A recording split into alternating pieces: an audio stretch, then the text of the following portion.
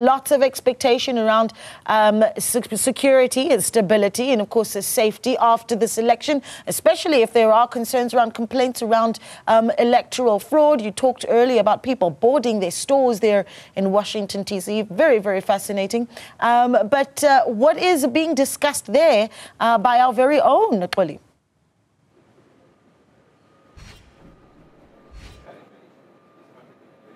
Well, Naledi, good evening to you once again. Of course, still a little after midday here in Washington, D.C., and conversations abound, Naledi, about what this election will mean, not just for the people of America, but for the continent as well. But I want to kick off this conversation with Professor Xolela Mangcu. He is the professor of sociology at George Washington University. We're going to kick things off with the situation here at home, Prof, because you have written a piece in the Sunday Times this week suggesting that this particular contest is going to be one based on race and other factors. But before we get there, Bernie Sanders holds the view that if the Democratic Party loses this election, they are going to have to do introspection as to why they have been rejected by the working class Americans. What do you make of that view? Well, it's the age-old debate about race and class, and Bernie, of course, is a class guy. I believe it's a combination of factors, primarily a change in American identity. And so, yes, you have an element of class, you have race, you have gender. It's basically a pivot in American identity. I mean, it's the first time in the United States that white people, as a group, are a minority. So it is an inflection point in that way, and Donald Trump has been playing into that.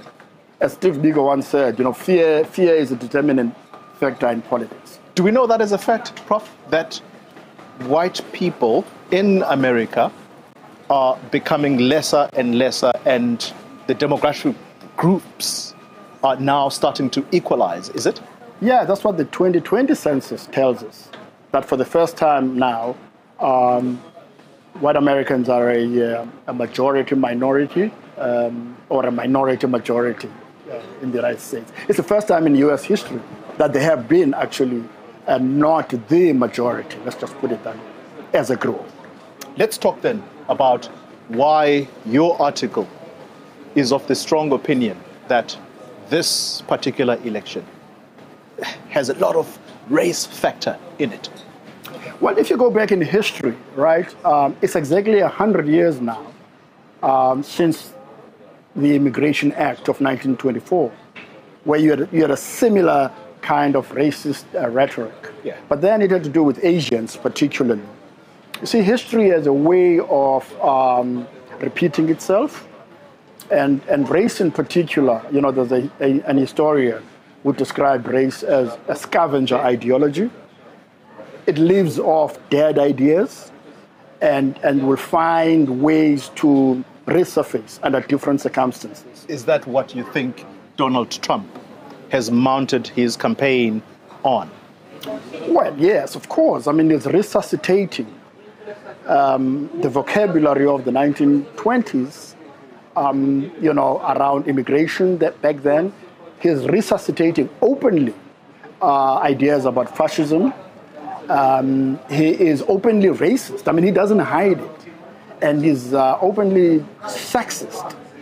And the surprising thing, well, maybe not so surprising given the identity changes I'm talking about, is that so many white Americans are voting for him. I mean, the fact that this is a close race is revealing of these how Trump has been playing on these historical factors about race and identity and basically fear. I want to draw parallels between Donald Trump and our situation back home. Someone will say, you're being too simplistic in your view because you are a South African, I'm a South African, we've just witnessed the ANC being brought under 50%, and the ANC admitting openly that they have been brought under that 50% mark by none other than former President Jacob Zuma, a person with one too many scandals. Donald Trump may possibly be the same here. Aren't you too simplistic in your view? There's no contradiction there. I mean, in fact, the similarities are so amazing. I mean, Jacob Zuma basically continues to be an ethnic chauvinist.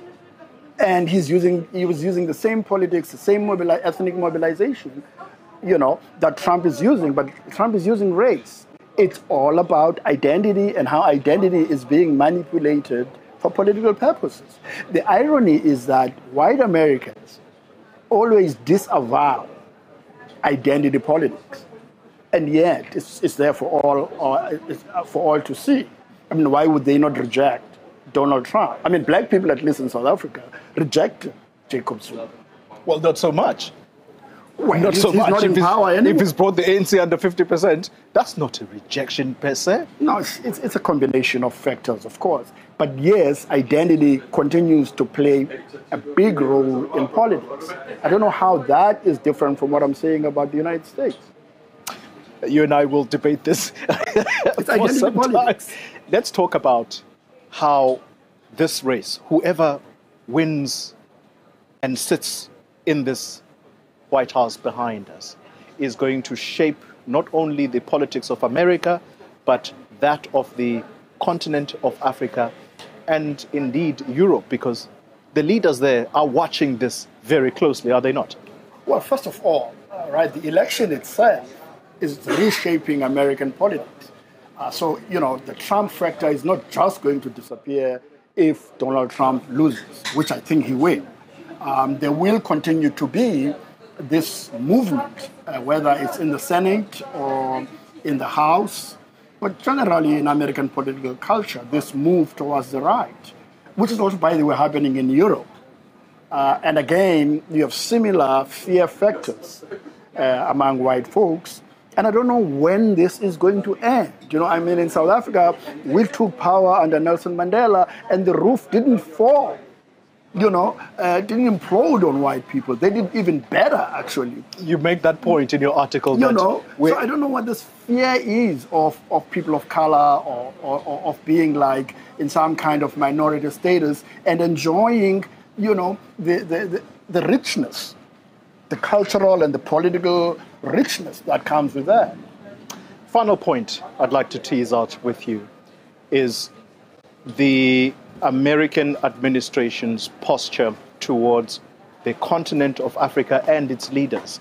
Recently, Mondli Makhanya writing what I thought was a very thought-provoking piece about why it is that African leaders don't see a problem with an America-African Leadership Summit, and they are called all to descend to the White House.